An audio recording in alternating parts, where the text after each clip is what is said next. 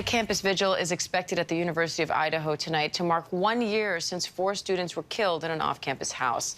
Suspect Bryan Kohberger is awaiting trial. ABC's Kana Whitworth has the latest. Hi, Kana. Yeah, Diane, it's been incredibly difficult as the families grapple with this last year and also struggle with a lengthy and uncertain legal process. But one thing's for sure in the eyes of Kaylee Gonsalves's family, today is not an anniversary. I spoke with her father, Steve, who said it's certainly a day of remembrance, but not one that they ever looked forward to. Now, the University of Idaho is holding a vigil in Kaylee, Maddie, Xana, and Ethan's honor, and they asked members of the Vandal community to leave their porch lights on tonight. The man who stands accused, Bryan Kohberger, has pled not guilty, and they have no trial date at this time.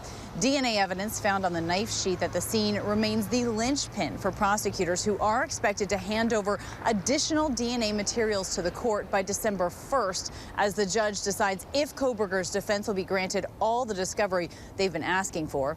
Also, the house on King Road was recently remeasured by the FBI, and the university does intend on demolishing it, but it will not be done this semester. And Diane, all of the families have created foundations in their children's name to promote education and ensure that their legacy lives on. Diane.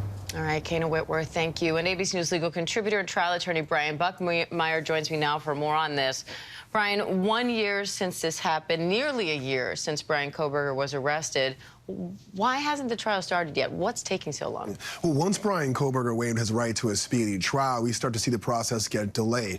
Right now, we are mired in motion practice, and that's why we don't have a trial date. The arguments as to what discovery should be turned over, how this trial may look, and even, I think, at one point, we're going to see argument for a change of venue. So it might be quite some time. If you look at Lori Vallow Daybell's trial in the same state, it took about 2 years for her to go to trial. I would expect something very similar here. Now, the DNA discovered on the button snap of the knife sheath seems to be a key piece of evidence in this case. Prosecutors saying it links Kohberger to this crime. The defense is saying it could actually point to more than one person or another person.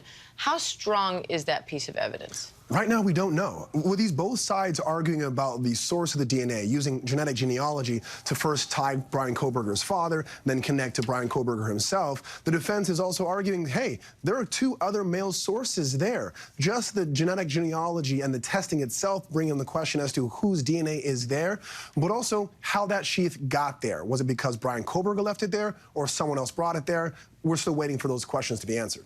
Prosecutors are expected to hand over additional materials related to DNA. What are you looking out for in this case? I'm looking for the math, so to speak, how they added 1 + 1 to get Bryan Kohberger's father and then his father. That's what the defense has been asking for from the beginning of this whole DNA battle. I want to see how they collected it, how they tested it, who these other potential male sources are, and how strong this DNA actually is.